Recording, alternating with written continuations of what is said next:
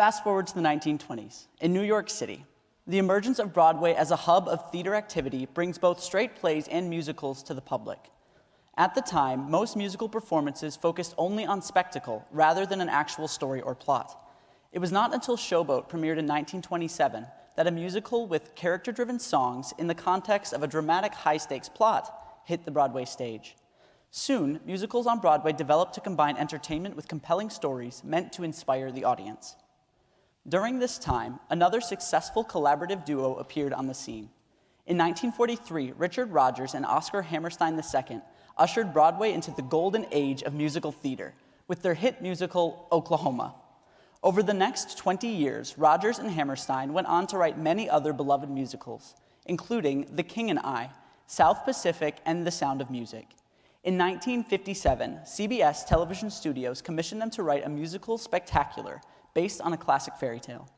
On March 31st, Rodger and Hammerstein's Cinderella appeared on live television, featuring the young, budding English actress Julie Andrews. After Cinderella makes her memorable appearance in the Grand Palace Ballroom, the prince asks her to dance and escorts her outside to the gardens.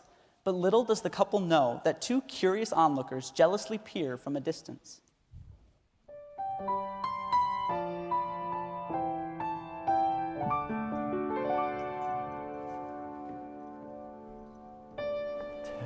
Minutes ago I saw you.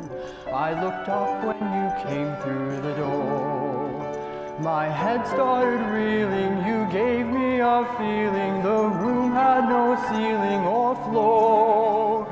In the arms of my love I'm flying, over mountain and meadow and glen. And I like it so well that for all I can tell, I may never come down again. I may never come down to earth again.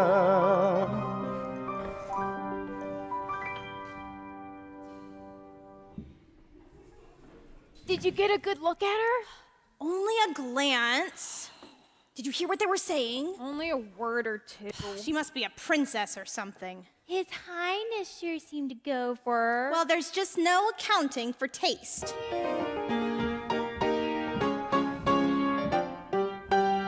Why would a fella want a girl like her, a frail and fluffy beauty? Why can't a fella ever once prefer a solid girl like me? She's a frothy little bubble with a flimsy kind of charm, and with very little trouble, I could break her little arm. Why would a fella want a girl like her, so obviously unusual? Why can't a fella ever once prefer a usual girl like me? Her cheeks are a pretty shade of pink, but not any pinker than a rose's. Her skin may be delicate and soft, but not any softer than a dose's. Her neck is no whiter than a swan. She's only as dainty as a daisy. She's only as graceful as a bird.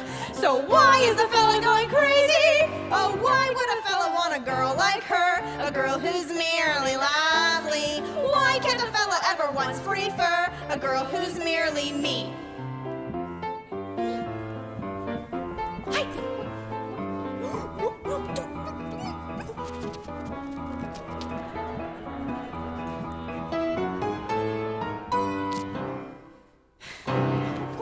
Why would a fella want a girl like her, a frail and fluffy beauty? Why would a fella ever once prefer a solid girl like me? She's a frothy little bubble with a flimsy kind of charm, and with very little trouble, I could break her little arm.